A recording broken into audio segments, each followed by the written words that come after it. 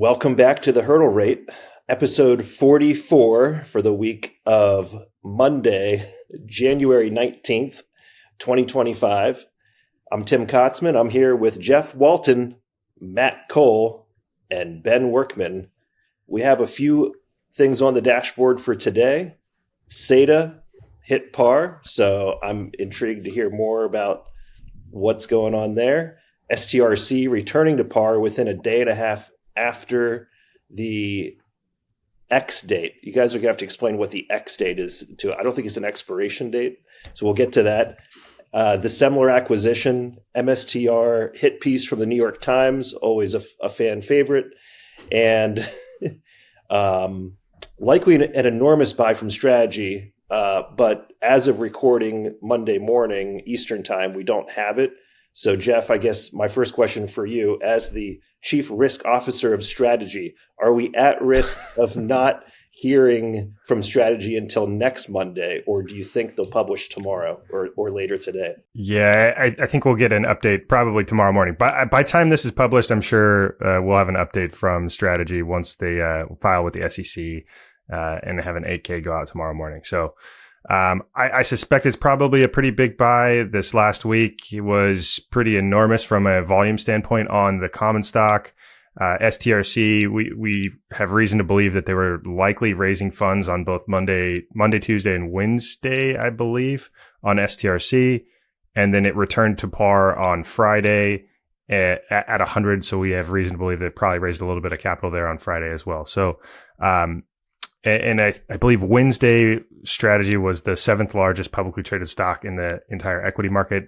It's been averaging around top 20, or about the 20th to 25th.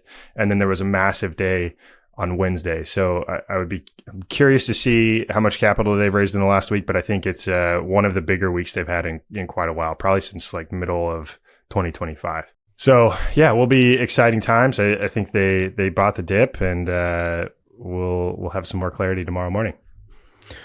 First, Tim, I just think you can't throw being the chief risk officer at Strategy on Jeff's plate. I think we've got him busy enough over here. You know, he's got his hands full with us did over I say Strategy? I meant Strategy. He said Strategy, yeah. Like, don't throw that on Jeff. He's busy, man. He's got things to do. Busy. We need to clarify this before it gets filed with the SEC. So thank you. There you go. Yeah, exactly. It's going to be a little confusing about what Jeff's role is there. But yeah, it's been incredibly impressive seeing the strength. You know, it wasn't too many months ago where, you know, it sold off to 94, 92, stretched it after they'd announced a dividend and everyone declared there was no demand for it and it was dead and it was a failed project. And, you know, here we are, and it bounces back immediately after declaring the dividend. And the ex-dividend date just means the first date it's trading, where if you buy it, you're not getting the dividend, right? So you have to own it before that in order to get the dividend. And what typically happens in these cycles, and what you'll see if you pull up even the stretch chart, is a lot of times right after they declare that dividend and everyone holds it through the ex-dividend date, then you were seeing a sell-off occurring. And in the past, it was going a lot deeper.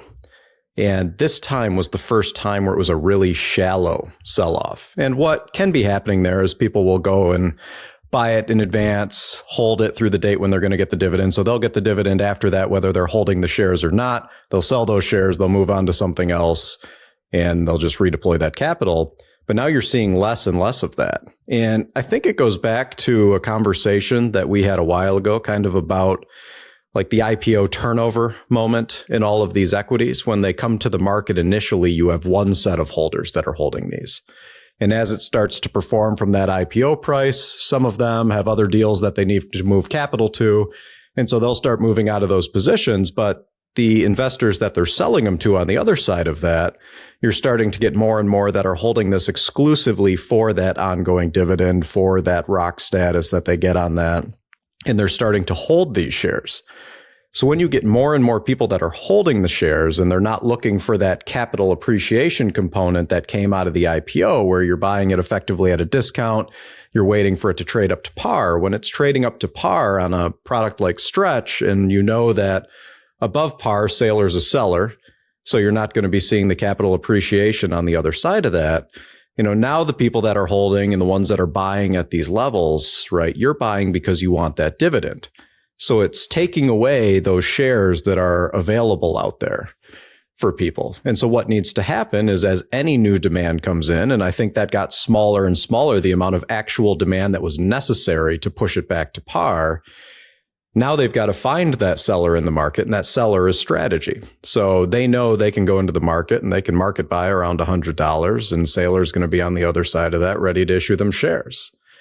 And I think we're starting to see that strength really pick up. This feels like one of those months where it's a turning point, and this is what starts to show the market the stability.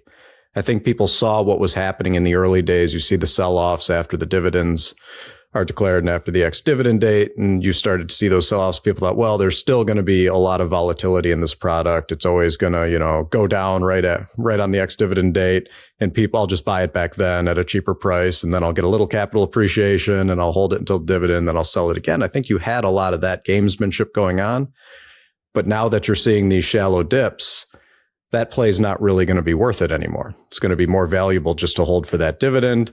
And so I think you're getting now a long-term alignment in the shareholder base. That's going to mean we see shallower and shallower dips. We're going to see highly compressed volatility on this. It's moving more towards the vision of what Saylor had for this. And quite honestly, it's happened at warp speed, a lot faster than you'd expect. I mean, on the internet, we expect things to happen yesterday. But in reality, this could have taken a while for the market to digest this product, particularly because they do have quite a bit of it out there, right? This has been a very popular product. There's billions of dollars of stretch that's out there already. And in a pretty short time frame, you're seeing that vision start to come into focus. And I'm pretty excited to see how it keeps trading here in this next week, to see if that momentum maintains. And if now we start seeing that effectively living in that, $100.01 to $100.15, where it seems to kind of float above that as they're pushing it back down. But really impressive performance and a lot of demand out there for it. Absolutely. I think for me, just as coming from my fixed income background, the way I look at stretch or SATA is kind of a combination between ultra short maturity funds, which basically have almost zero duration, and how they trade over time. And even though I think the credit risk is investment grade to AAA, depending on how you do it, the fact is that these are paying 11 to 12% dividends. And so that's a substantially greater dividend than high yield. So the market as a whole does not understand the credit risk of these instruments yet. So, they're pricing it like it's high yield, but it has a short effective duration.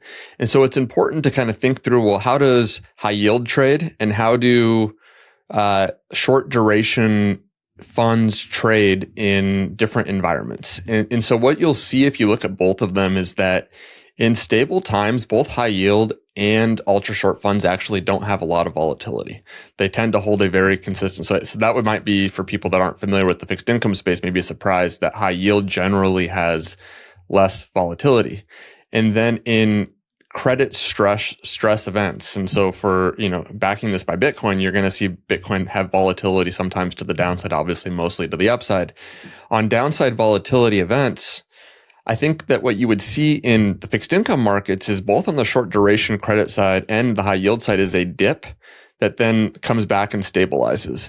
And so the question will become, in these environments, as kind of to your point, Ben, we get shallower dips into the future, which I think is an assessment that I would agree with, is how shallow are they? And how do they end up comparing to things like high yield?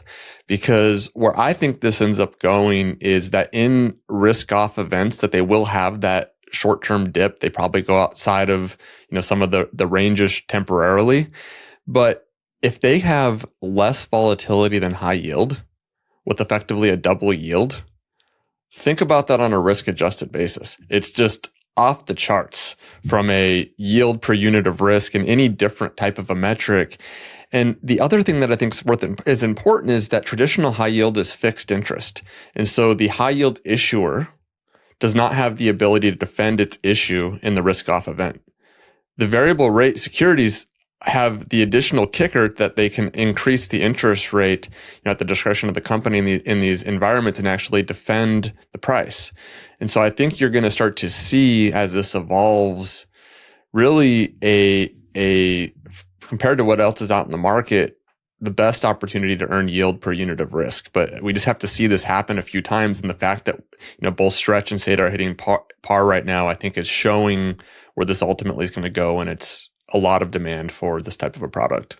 You bring up some interesting points there, Matt, and thinking about traditional high yield credit. What happens in a credit event? In a credit event, the consumer spending is going down. So if you have companies that are reliant on future cash flow and consumer spending to generate revenue and net income, that impacts the business model and impacts the credit quality of the underlying instrument, because it's an instrument that's a function of the future cash flow of that specific company.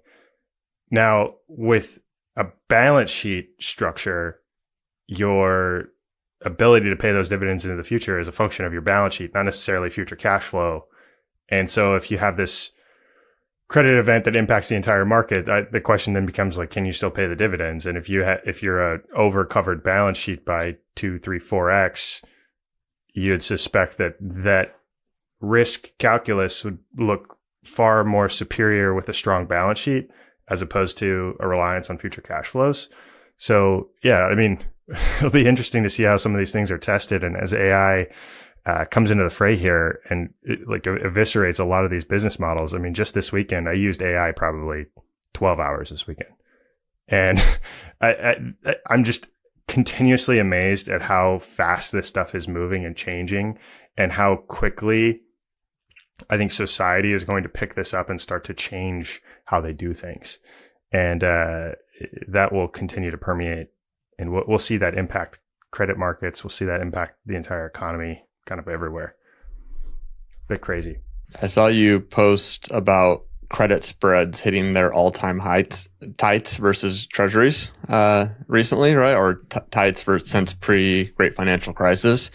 And it's interesting. I think we all would agree that risk is mispriced, that the risk associated with the preferreds is too high, and the risk associated with credit is too low. But I kind of always struggle with credit spreads relative to U.S. Treasuries, because the U.S. Treasury, the U.S. balance sheet is also not good. Right. It's also risky. The risk-free rate is risky. Yeah, exactly. So you rewind in history and you think, okay, 20, 30, 40 years ago, it makes sense to kind of think of the U.S. Treasury as the risk-free rate at the time. And so then a credit spread on top of that, but the risk of U.S. Treasuries is going up. So is the credit compression in corporates actually a view on the credit risk of the corporate, or is it a view on the credit risk of the sovereign nation, the United States? I don't know, but even if you take the view, and I think that this is true, look at PIMCO as an example. PIMCO, the largest or one of the largest managers of bonds in the world, came out this last week with a bearish view on the United States debt, and that they're going to try to avoid it, reduce exposure to it. And so the largest buyer of bonds is basically working to minimize exposure to U.S. government debt. And so their view by that statement would be that the compression in corporate spreads is not just a view on corporate risk, but on the sovereign risk, right? And so are they wrong in that? They've been the best fixed income money manager for the last several decades. I think they're probably right on that. But where they're missing is probably some of the AI risks of corporates, and what the best obviously opportunity is on the Bitcoin backed prefs and digital credit. But it's just an interesting framework that you have to really update your mental model. Yeah, that's a very interesting perspective. The other thing I've been thinking about with this topic is just the demand for credit is so high. You've got all these people that are retiring, and the baby boomer generation is going into they're transitioning their portfolios from, having some equity exposure to more fixed income exposure as they live out the rest of their lives. And so the demand for these products is just so high. You could see it in the private credit market and see how that's expanded over the last 5 years. You could see it in, I think you could kind of see it in this credit spread decrease as well. Obviously, multiple moving variables. You're totally right on that. But it seems like if you were a business, you had pretty much open access to debt capital markets, pretty much no matter what. I mean, I've looked at some of the worst high yield bonds out in the market, and I just can't believe some of the stuff has been issued. The term on them, the interest rate on them, the business model that sits behind it, and that's public stuff. I can only imagine what the private credit market looks like. I mean, there's probably just some absolutely horrid instruments out there just because the demand is so high. And what I see with these perpetual preferreds is, a lot of people have said, oh, the fixed income market and the bond buyers are never going to buy these. And I would really challenge that framework because of the relative risk return and the yield profile of these and how the market's perspective of this stuff will shift and change. Yeah, I'll just say the one thing that I find interesting about what Matt was mentioning is that kind of that baseline for risk is established at the sovereign level, right? Everything when you look at the corporates is basically the sovereign debt plus, right? You're always looking at that spread relative to the sovereign debt. And so you're starting, what everyone calls risk-free, it is a pricing of the risk around that entity. In this case, the United States. Everything else that's operating within that jurisdiction is taking that sovereign risk, and then as a corporate operating within those markets takes on their own risk from their corporate structure perspective. So it is really interesting. And to where you were going, Jeff, part of the reason I think that these preferred products are going to be so popular is for exactly what you were saying, which is we have this massive cohort that's entering retirement. And you have to look at what are people incentivized to find. All right. So say you had a portfolio that you built up of $1 million that you're going into retirement with, right? And you're now shifting to fixed income. How much income are you able to draw off that each year without having a concern about drawing down the principal, right? Traditionally, what a financial advisor would tell you would be 4% if they're pretty conservative, maybe up to 5% if they're slightly more aggressive, right? So you've got $40,000 or $50,000 plus Social Security for as long as that's around. And that's effectively what you're living on your retirement. And so if you think about individuals and how do individuals get the opportunity to live their best life, let's say you could average that up from a 4% draw to a 6.5% draw because you blend in some of these preferred products into that overall portfolio. Well, that results in an extra $25,000 a year. Well, what can you do with that? Well, that's time with your family. That's traveling to see your grandkids. That might be a trip to Disney. That might be going out to dinner with your friends and from your retirement community or wherever you are. Like that, just that amount, that shift is a major increase in the quality of life you get to live in your retirement. So while people look at these products and they say, well, there's not going to be any demand for it. Well, look at what the demand is coming for. The demand is shifting to fixed income products, to your point, right? You're moving out of that equity exposure in your portfolio. You're not willing to stomach that volatility and that risk of being in the equity markets because now you're drawing down an asset base that's not typically getting added to, or it's getting added to very little as long as things perform in that year. But now you look at it even different. And if you're drawing some of that out of a portfolio where it's in a taxable account, finding products like these that have that rock status on the dividends is a massive enhancement to the overall portfolio and what you're able to draw out of it. So I can't imagine a world where there isn't demand for this because I see so many people that go into retirement and it's almost like you're kind of giving up on the fun part of your life and you're just waiting and hoping you have money for utilities. And if you have to go to the hospital, it's like, that's not a fun way to live. Like you want to have the opportunity on the other side of spending years and decades of your life building this balance sheet and building this retirement nest egg. And everyone's vision is always, when I get there, I'm going to be able to do all the fun things. And the faster the money's debasing, the less of a reality that's becoming for everyone because the prices of doing all these things are going up. So what you thought you were going to need 30 years ago isn't even in the ballpark of what you actually need today.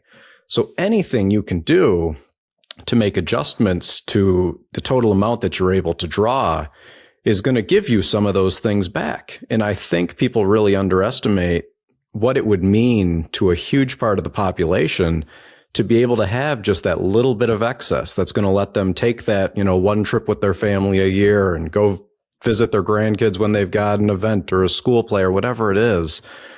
That's a huge motivator. And so when you have products like these where we see the risk being far lower than most of the fixed income products that they're picking up, like I can't see a world where these are not transformational, because I know how I'd weave them into my own life if I was in that situation. That's how I try to think about all these products. I'll tell you I completely agree with you.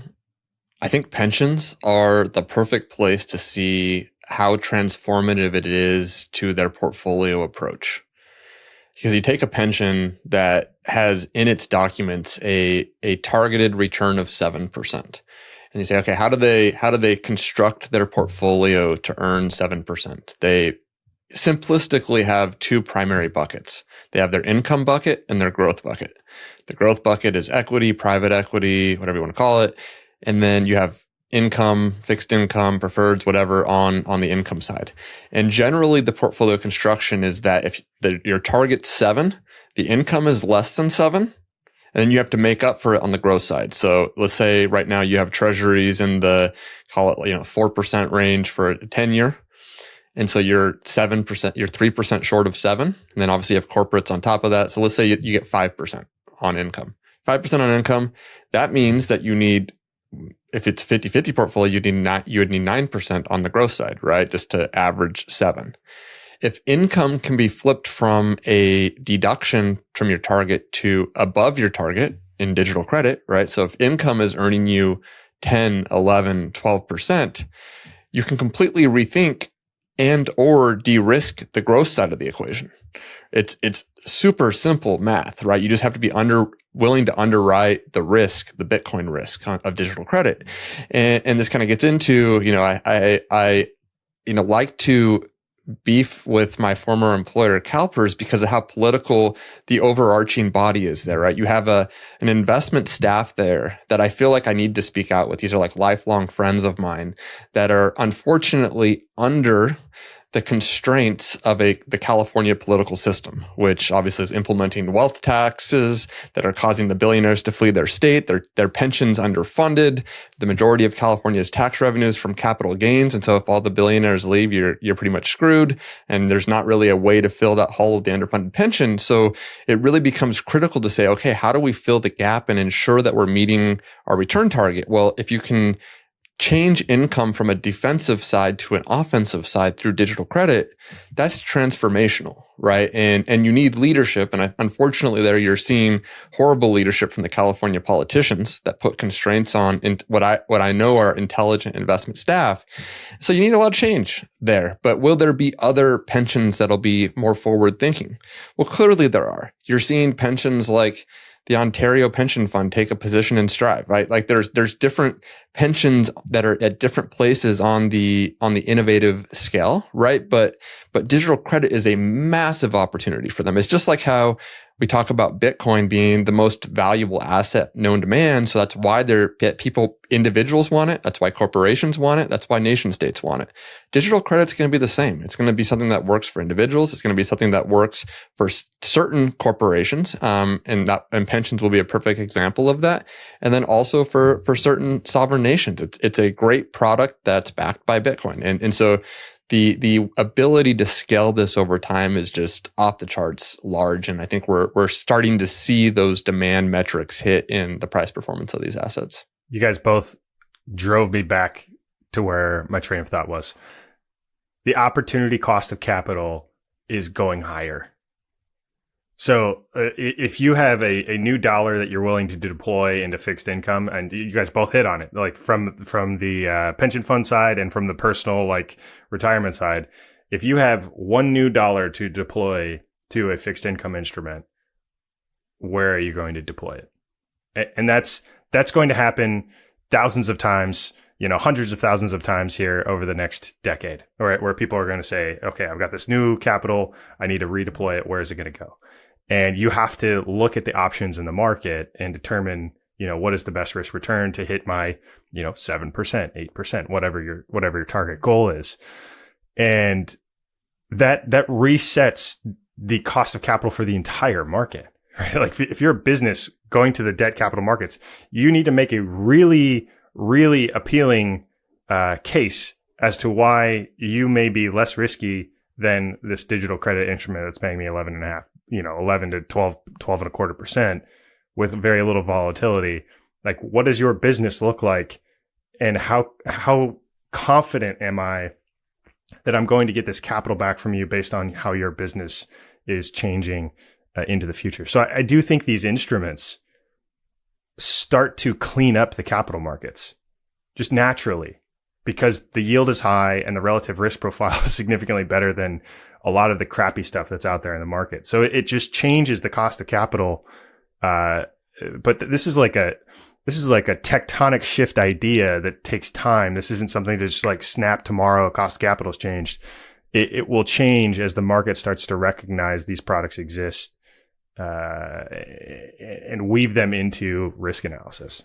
I agree. That's my base case as well. But it's worth hitting on what happens when currencies collapse, because we're witnessing one right now for at least the first time since we've started recording this podcast in Iran, right? Where the Iranian currency, if you look at it, has just absolutely collapsed in 2026. I think last I checked, it's 100 billion of the Iranian currencies for one Bitcoin.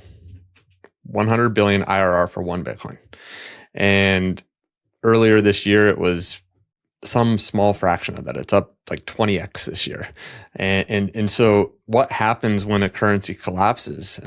It actually has been pretty quiet. I think the US obviously would be much louder, but the point of this is that it had somewhat relative stability.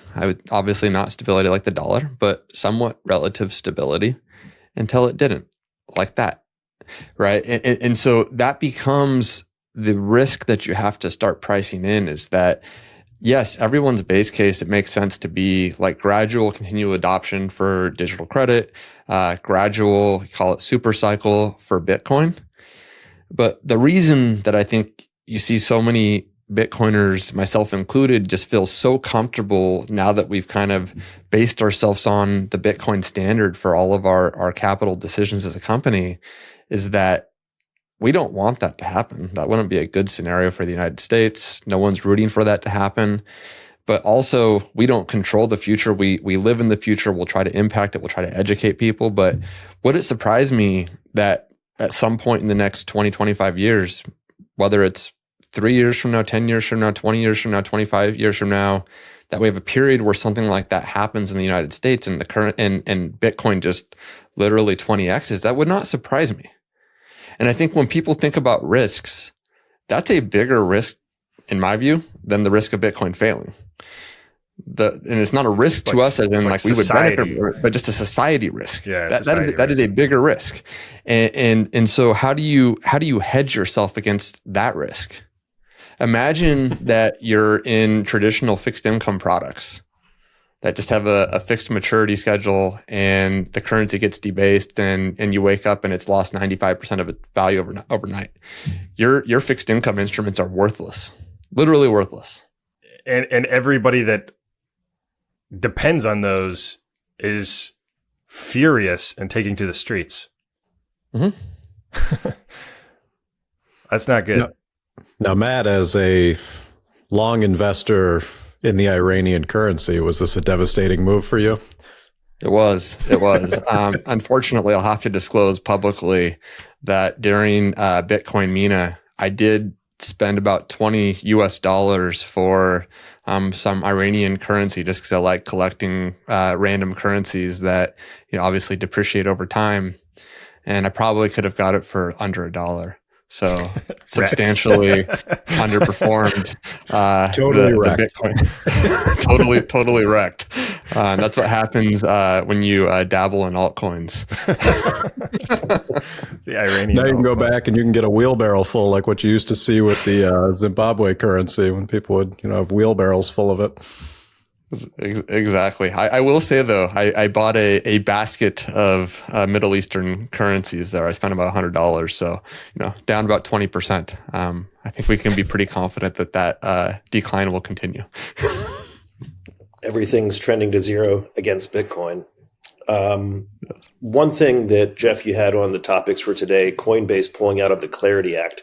As I'm seeing these posts from Brian Armstrong and Eleanor Terrett and Brian Armstrong and Eleanor Terrett kind of going back and forth, the theme seems to be, and even Scaramucci saying, it's about the banks pushing back against stable coins that are providing yield.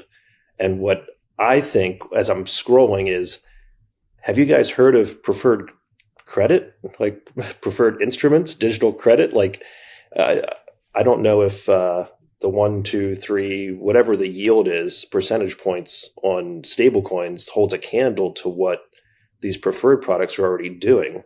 So just be super intrigued to hear, like, am I missing something, or what are your thoughts on all of that? Yeah, it's interesting watching the communication go back and forth. It seems like there's some tension between old guard and potential new guard of who controls the yield.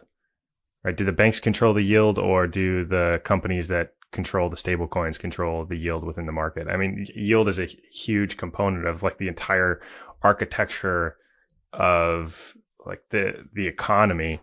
So I think there's some tension back and forth between the banks and Coinbase and the like.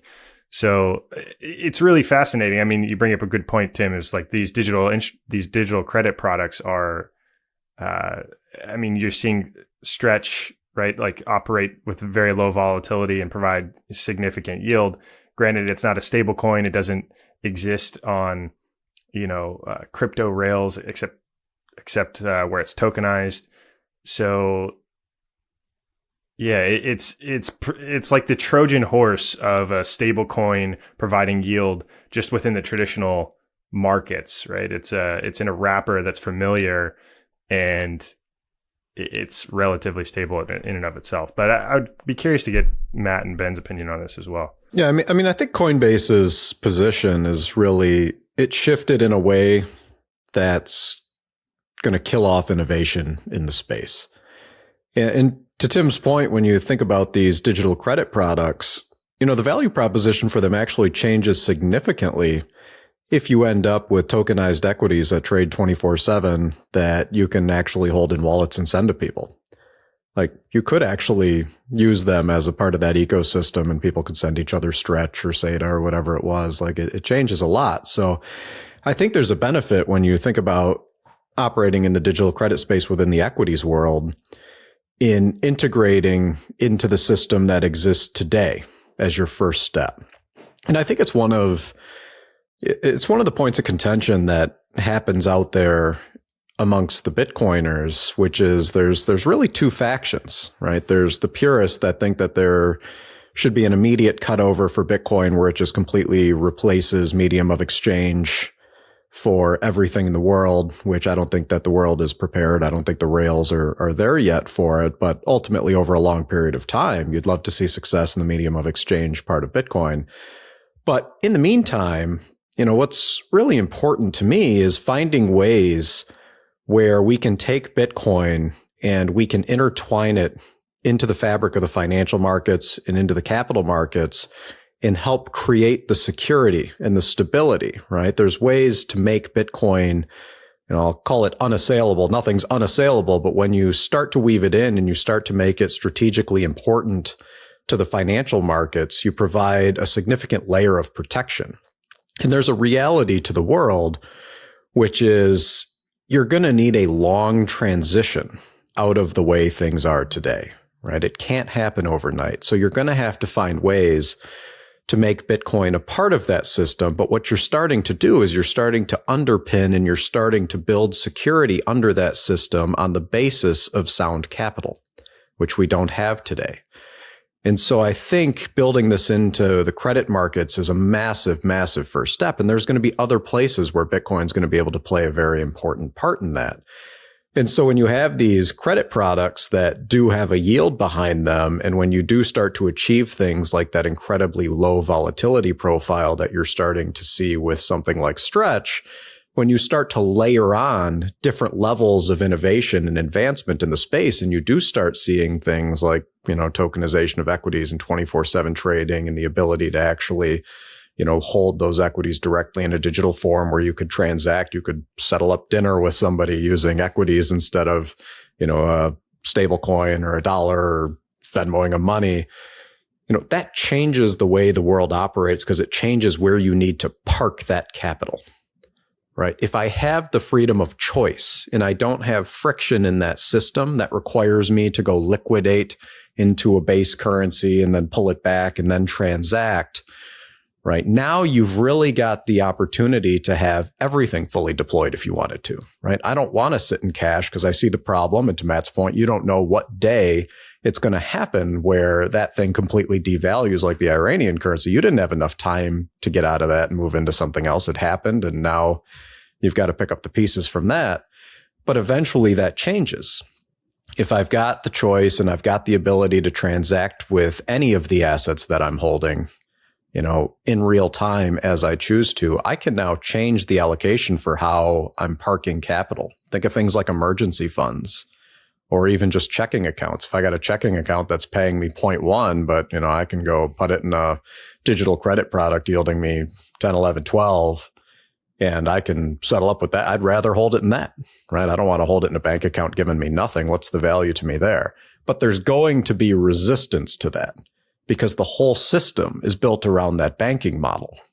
That's how new currency is getting out there into the economy, right? It's how the banks make money. It's how they have the capability to lend. It's how people end up getting mortgages. It's how people get commercial loans, right? Like, there's a slow transition that's going to need to happen here because if everybody just decided overnight, all right, the banks are gone and that collapses, that's so intertwined into our economy that I don't think we could sustain that shock. And I think when we talk about these short-term utopian outcomes, right? You abolish the Fed, you get rid of the banks, everything happens all at once. I don't think anyone's actually ready for how chaotic that transition period would be, right? You would like it to be more orderly where people can maintain, because not everybody's as far down the curve as the people, listening to this podcast or that we're interacting with or that are investors in these types of equities and these types of credit products.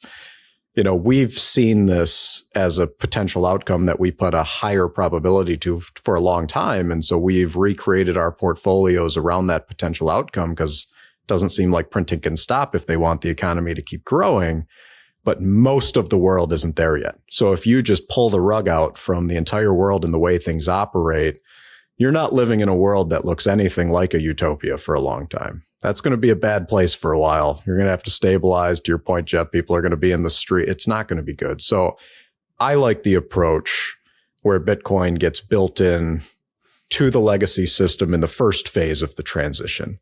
You build it up, you show the value in it, you bring new and innovative products that people haven't seen before that give them tremendously more value than the legacy system that they're used to. That's going to make it more important in our markets. It's going to make Bitcoin a more recognizable asset that people are going to start thinking about getting exposure to. And you can start to kick off that next phase of that slow transition out of the system, which might take several decades to do. But you're building the foundation for it. And that's why we need people and we need companies to continue to be builders. And even when there's going to be a ton of noise, and there is all the time, right? There's resistance even within the Bitcoin community to Bitcoin getting involved in this, but you need people to take the first step and push it forward if we ever stand a chance at correcting the system that we all know. So this is such an important conversation, and I'm going to go in a contrarian direction on it, but I think your point is accurate and it makes sense. Why are the banks fighting this bill so aggressively? Because they don't keep deposits, right? They go and invest them into the market and loans, and that's their business model, right? And so if you start from a first principled perspective, The first question is, whose money is it? It's the individual's money. It's not the bank's money, right? The individual has decided to become a customer of the bank because they believe that the bank is providing them a product and a service in banking that is of value to them. Well, all of us on this call already don't think that that's a good trade. We've already opted out from that system. And so what's happening right now, and why I think it's going to ultimately lead to the collapse, is that I think as education goes out there, when more and more people understand that this is not a good trade for them, when they go to the bank, think about this in any example. It's a Wonderful Life. Name your example, right? Like everybody goes to the bank, in real life examples as well. The money's not there. Right. And so this gets into also one of the statements at the Fed, which I think was the most important part of the statement that the Fed made. They made a statement that they needed to preserve the perception of independence. Okay, that was the second part. The first part was like, we need to preserve independence.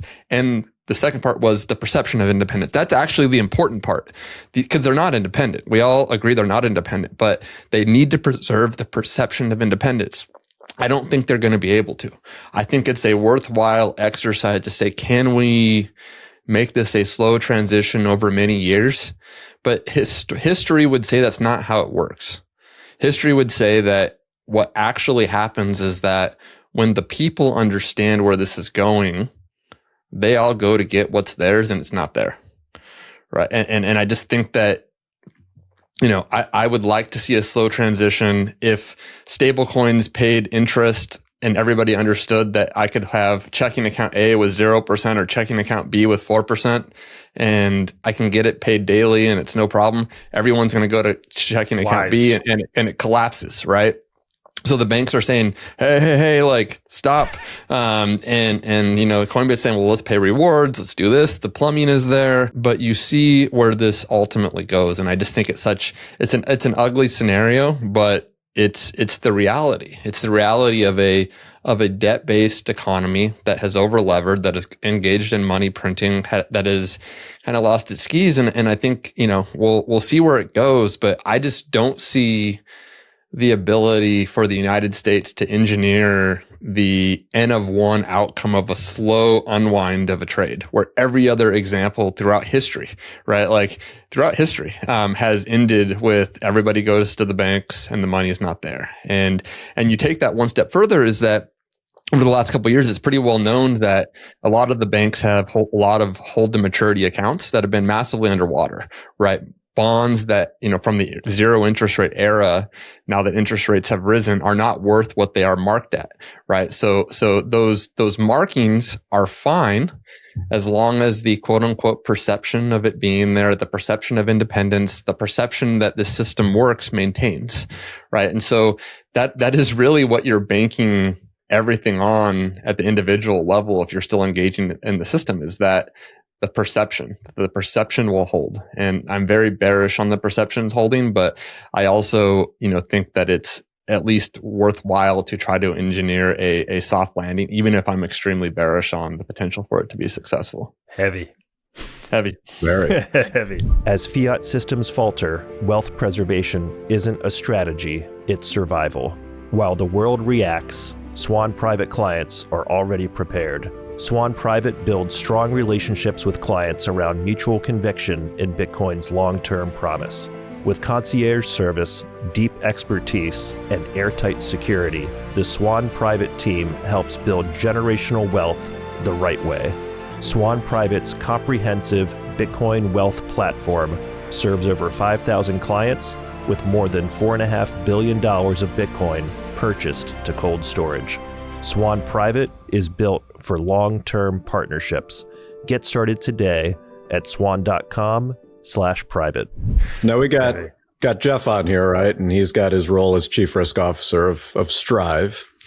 So I got to ask you a question, Jeff, because there's been some buzz on the internet, and this really brightened my day. It made me chuckle that Matt Cole has cornered the Bitcoin Treasury podcast industrial complex. And I need to know your assessment of that risk. Oh, this is Yeah, I mean this risk is mispriced. Yeah, we've got Joe Burnett added to the team. Podcasters per share is going up, and yeah, I think it's helpful.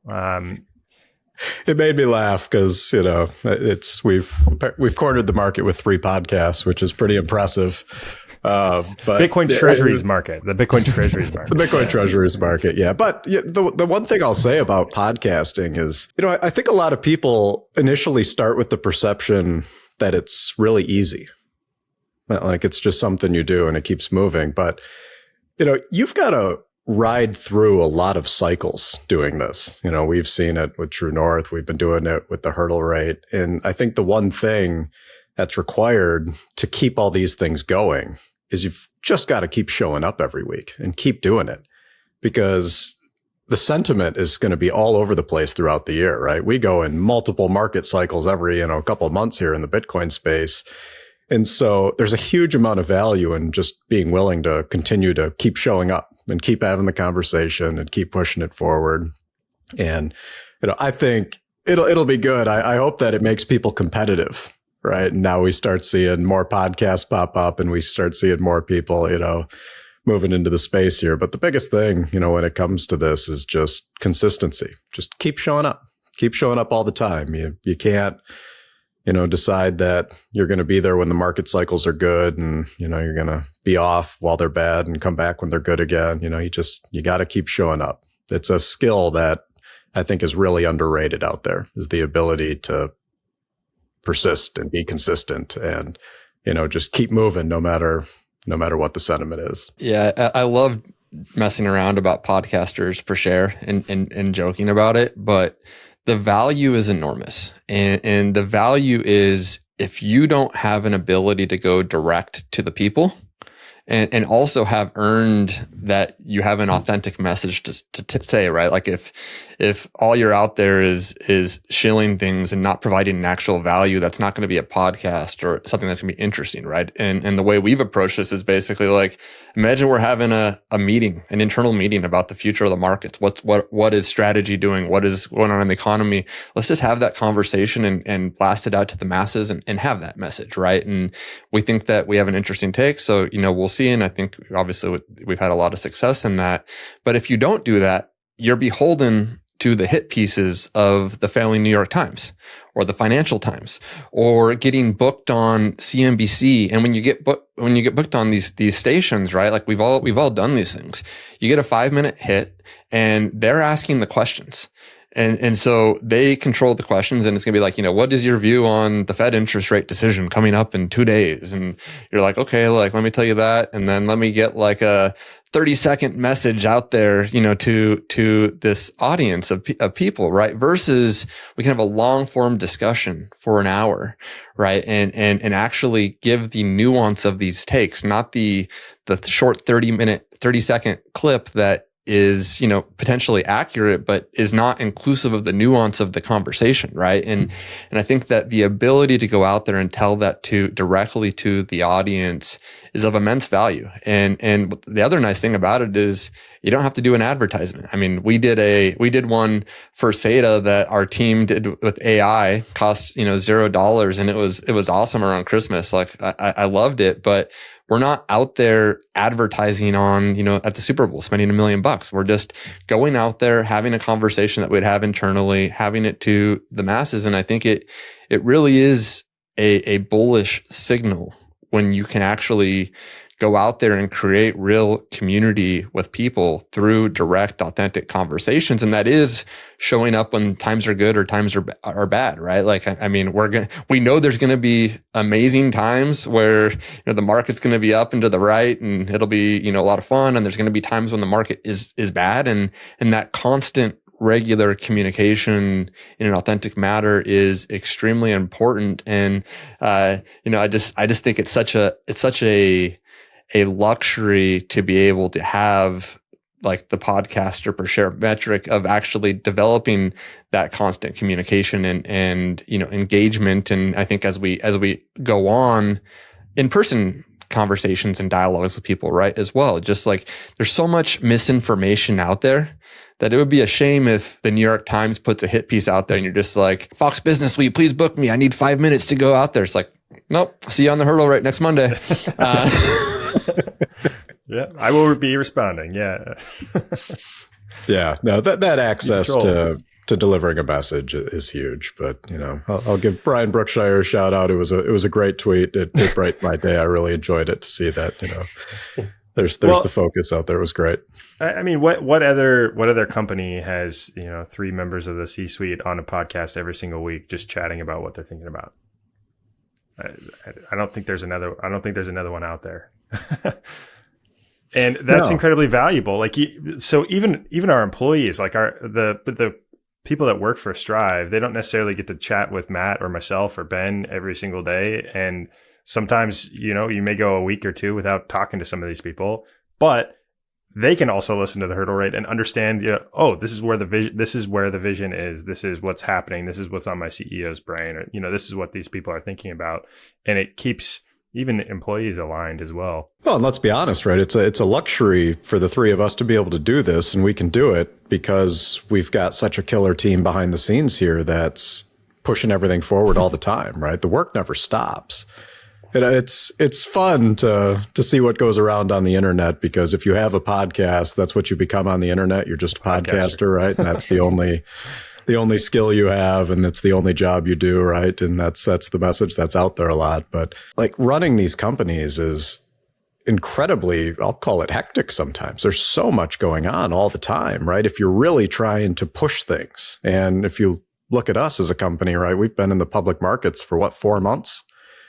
And we've just had a tremendous amount of activity, right? Doing IPOs, doing like all these activities that happen that normally if a company did one of those in a year, like, it's a big event, and it's been 4 months, but that requires so much work behind the scenes. And if you don't have the right structure on your team and a team of people that are highly effective, right? There's nobody sitting on their hands in the back here. Like, everyone's working, and they're working hard. And we get off the podcast and we're back to work as well, right? But it's fun to be able to take all that work and everything you hear from investors and what you're seeing in the market, and you have a different view on how you see the actions of other companies in the space, which is interesting because we're analyzing all of those as well and being able to take that and distill it down and then come have these conversations about it. But, make no mistake about it. It's a luxury we have because we've got a very purpose-built team around here to make sure that momentum never stops. There's always work going on. 100%. I mean, we've all been, I think a lot of us have played sports historically. We've been on different corporate teams, and, I'll say, like, just, my time at CalPERS as a great example. Towards the end of that, you have a very talented team across the investment staff. And then you have a political layer that demolished chemistry. Okay. Like, and we've seen that happen all too often in corporate environments, throughout history, is that it's one thing to have a talented team, and make no mistake, our team, I'd put it up against anyone on the talent side, but also being able to work together without unnecessary friction, minimizing unnecessary friction, allows you to think offensively, allows you to go out there and tell the message, allows you to go out there and execute, to do these things, right? When you're not captured in some drama that makes the sum of the pieces less than what they are on an individual basis, where I think we actually have the opposite, where that because of our ability to work together as a team, we're showcasing kind of, I think in sports, it's like, I grew up, I'm a Sacramento Kings fan, which, before people make too much fun of me right now, yeah, there you go, Jeff. It's like, man, like, what a rough, whatever. It's been 20 years. But in the early 2000s, you had the Chris Webber, Vlade Divac, Peja, Mike Bibby era, and that team, I think, embodied chemistry, where, like, you had a bunch of good players, but it wasn't just the players, it was how they played together. And they played together really well in their different positions, and they accepted their positions, and a lot of them are still, like, close friends to this day. That is kind of like the holy grail of performance, of getting hardworking, high agency individuals together and then having them work well together. And I think when you have that, it doesn't happen in sports or in corporate environments a lot. And I think that's what you're seeing with the Strive team cooking. So it's a lot of fun. Mike Bibby, Jason Williams, Bobby Jackson. Yeah, that was a electric period watching the Sacramento Kings 100%. Yeah. First time I ever talked about the Sacramento Kings on a podcast. So. I love it. You never know every week what's going to pop to the top, you know?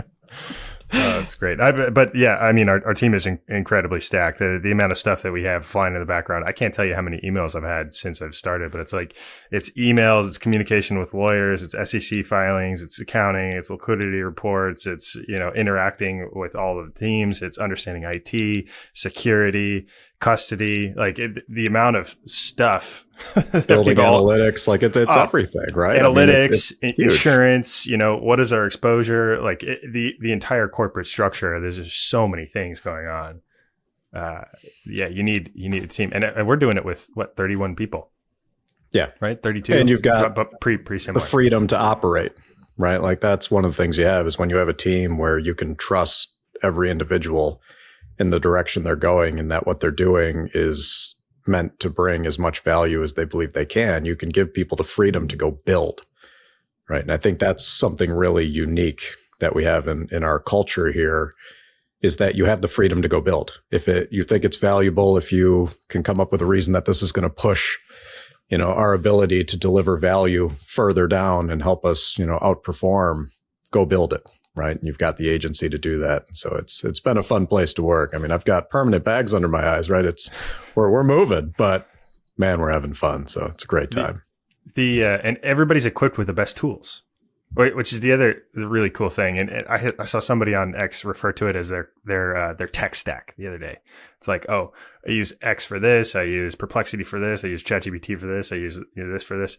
And I think that was a cool framing. It's this is my tech stack. And we use all of them. We use all of the tools and we use them to our benefit to make everybody more productive. And it's just, we're seeing it happen in real time. It's incredible. Seems like a natural place to wrap it up. Thanks everybody for watching and listening. This has been episode 44, as Jeff says, of the Hurdle Rate. For Jeff Walton, Matt Cole, and Ben Workman, I'm Tim Kotzman. Have a great week. We'll see you next Tuesday.